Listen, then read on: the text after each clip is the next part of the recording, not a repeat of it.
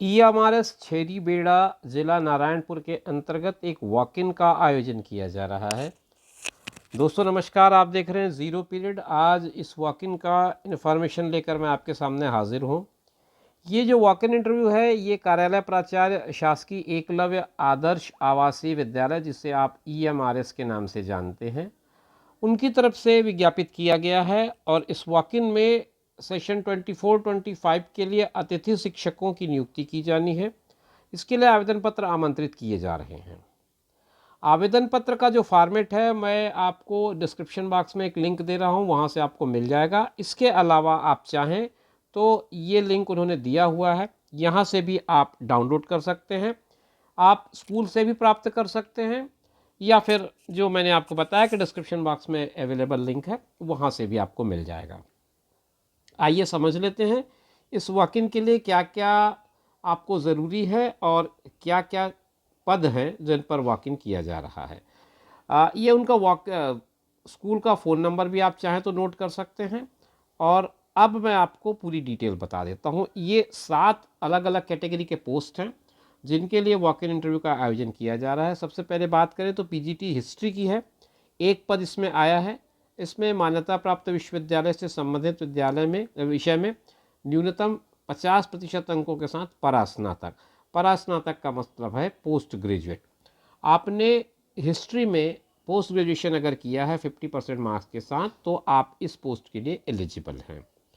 इसके अलावा आपको बीएड की डिग्री होनी चाहिए। अगर आप एकीकृत 4 वर्षीय डिग्री, जिसे बीए बीएड कहा जाता है, उसके आपके पास योग्यता है, तो फिर उसके लिए सेपरेट बीएड की आवश्यकता नहीं होगी।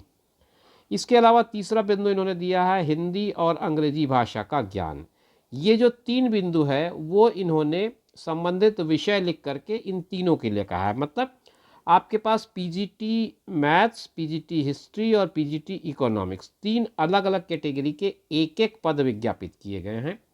और इन तीनों पदों के लिए योग्यता उसी तरह की है। कंसर्निंग सब्जेक्ट में पीजी होना चाहिए। मतलब अगर आप पीजीटी हिस्ट्री के लिए एप्लीकेशन दे रहे हैं तो आपको हिस्ट्री में पोस्ट ग्रेजुएशन होना चाहिए 50% मार्क्स के साथ। अगर आप पीजीटी मैथ्स के लिए अप्लाई कर रहे हैं तो 50% मार्क्स के साथ आपको PGT post graduation in mathematics होना चाहिए, यानी कि एमएससी होना चाहिए। अगर आप इकोनॉमिक्स के लिए अप्लाई कर रहे हैं तो 50% मार्क्स के साथ एमए इन इकोनॉमिक्स होना चाहिए।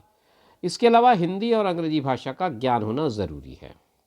ये 3 जो मैंने बात करी ये पोस्ट ग्रेजुएट लेवल की टीचिंग के लिए था, जिसे हम लोग नॉर्मल लैंग्वेज में लेक्चरर्स कहते हैं। फिर उसके बाद टीजीटी का कैडर है। टीजीटी मैथ्स है, टीजीटी हिंदी है, टीजीटी संस्कृत है और टीजीटी आर्ट है।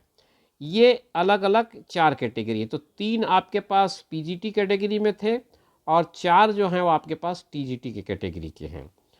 इनमें क्या कहा गया है, न्यूनतम 50% मार्क्स के साथ एनसीईआरटी के रीजनल कॉलेज ऑफ एजुकेशन से संबंधित विषय में 50% अंकों के साथ स्नातक की डिग्री। तो मतलब ये है कि अगर आप मैथ्स के लिए अप्लाई कर रहे हैं तो आपका कोर सब्जेक्ट मैथ्स होना चाहिए। अगर आप हिंदी के लिए अप्लाई कर रहे हैं तो कोर सब्जेक्ट में एक सब्जेक्ट हिंदी होना चाहिए। संस्कृत के लिए कर रहे हैं तो आपका ग्रेजुएशन में संस्कृत मेन सब्जेक्ट के रूप में होना चाहिए। आर्ट के लिए कर रहे हैं तो आपको बीएफए होना चाहिए। ये सारी बातें इसमें लिखी गई हैं। इसके अलावा इसमें जैसा कि आप जानते हैं कि सीटेट या फिर स्टेट टेट, एस टेट जिसको कहते हैं वो, या फिर सेंट्रल का टेट, दोनों में से कोई एक, पेपर 2 जिसका होता है, वो आपको क्वालिफाई करना ज़रूरी है। हिंदी और अंग्रेजी भाषा का ज्ञान यहाँ पर भी लिखा गया है। और अगर आप बीए बीएड या बीएससी बीएड हैं तो फिर अलग से बीएड के ज़रूरत आपको नहीं है। तो ये दोस्तों मैंने 7 अलग अलग कैटेगरी के पोस्ट थे, उनके सबके लिए वॉक इन का डिटेल बता दिया है आपको।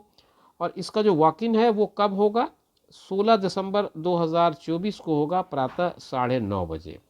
सुबह 9:30 बजे एकलव्य आदर्श आवासीय विद्यालय यानी कि ईएमआरएस जो छेरीबेड़ा नारायणपुर में है, वहाँ पर इसका आयोजन किया जाएगा।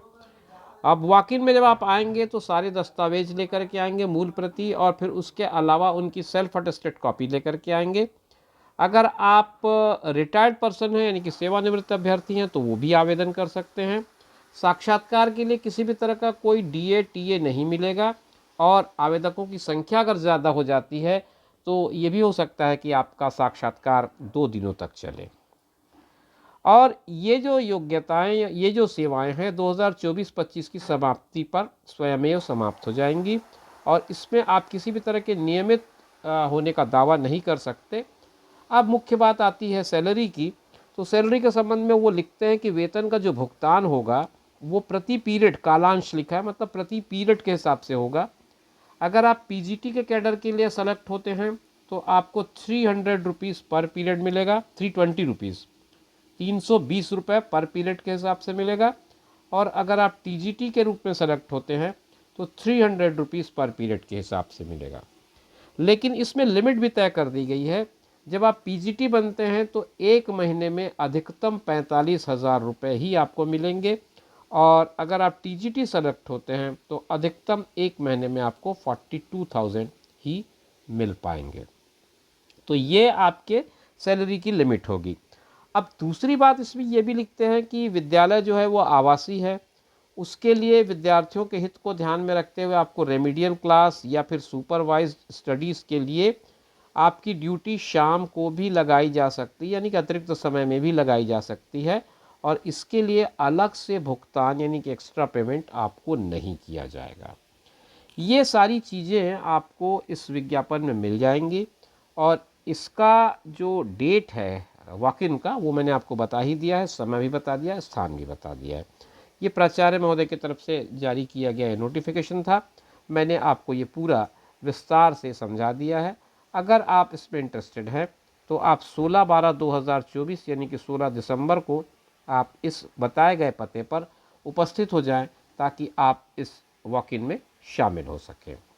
तो दोस्तों ये एक छोटी सी जानकारी थी जिसमें हमने एकलव्य आदर्श आवासीय विद्यालय छेरी बेड़ा नारायणपुर यानी कि EMRS नारायणपुर के इस वॉक इन इंटरव्यू का डिस्कशन किया है। सारी जानकारी मैंने दे दी है। इसी तरह के इन्फॉर्मेटिव वीडियोस आप हमारे चैनल पर लगातार देखते रहते हैं। अगर आप किसी और तरह का या कोई और स्पेसिफिक टॉपिक पे कोई वीडियो चाहते हैं तो आप हमें कमेंट बॉक्स पे लिखें ताकि हम कोशिश करें कि उस संबंधित विषय पर एक जानकारी आपके लिए कलेक्ट कर पाएँ और उसे लेकर आ पाएँ। तो बने रहिए हमारे चैनल में। नए वीडियो में नई जानकारी के साथ बहुत जल्द फिर मिलेंगे। तब तक के लिए दीजिए इजाज़त। अपना ख्याल रखें, अपनों का ख्याल रखें। नमस्कार।